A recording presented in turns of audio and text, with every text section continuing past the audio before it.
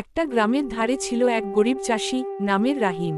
নিজের বলার মতো ছিল না কিছুই, শুধু একটি ভাঙাচোরা কুঁড়েঘর আর এক টুকরো ছোট জমি। কিন্তু তার ছিল পরিশ্রম আর সৎ মন। প্রতিদিন ভোরে উঠেই রাহিম মাঠে যেত। গরম হোক, বৃষ্টি হোক, সে কখনো কাজ বাদ দিত না।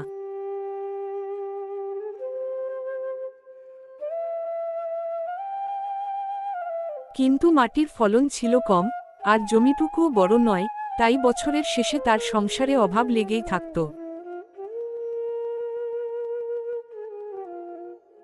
একদিন রাহিম মাঠে কাজ করতে করতে দেখতে পেল, জমির এক কোণায় মাটির নিচে কিছু একটা চকচক করছে।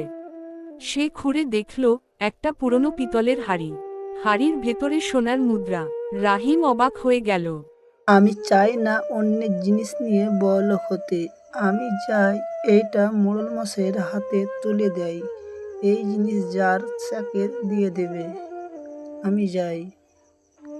রাহিম হাড়িটা নিয়ে গ্রামের মোল্লের কাছে গেল। সে ভাবল, এটা তো আমার নয়, যার হারিয়েছে তারই ফেরত দেওয়া উচিত।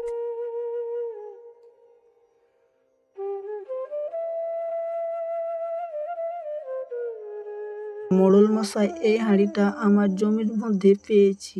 এই হাঁড়িটা যার হারিয়েছে তাকে আপনি ফেরত দিয়ে দিন। ঠিক আছে রাহিম মিয়া, আমি গ্রামে খবর ছড়িয়ে দিচ্ছি।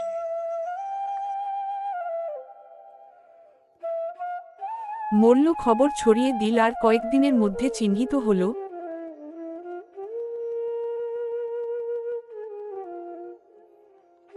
এটা ছিল এক বয়স্ক বিধবার পূর্বপুরুষের গচ্ছিত ধন, যা বহু বছর আগে হারিয়ে যায়। বিধবা কাঁদতে কাঁদতে রাহিমকে জড়িয়ে ধরে বলল, বাবা।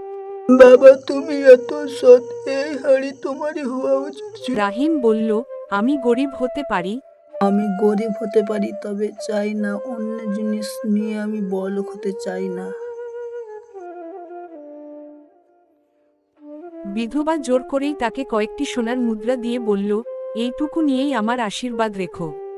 সেই সোনার টাকায় রাহিম নিজের জমি একটু বাড়ালো, নতুন বীজ কিনল। পরের বছর তার মাঠের ফলন সবচেয়ে ভালো ফসল। গ্রামের সবাই বলল, পরিশ্রম আর সততা কখনো ব্যর্থ হয় না। রাহিম মাথা নিচু করে শুধু হাসল। সত্যিই, সে আর গরিব রইল না, কিন্তু তার মনের দানদারিত্বটাই ছিল সবচেয়ে বড়।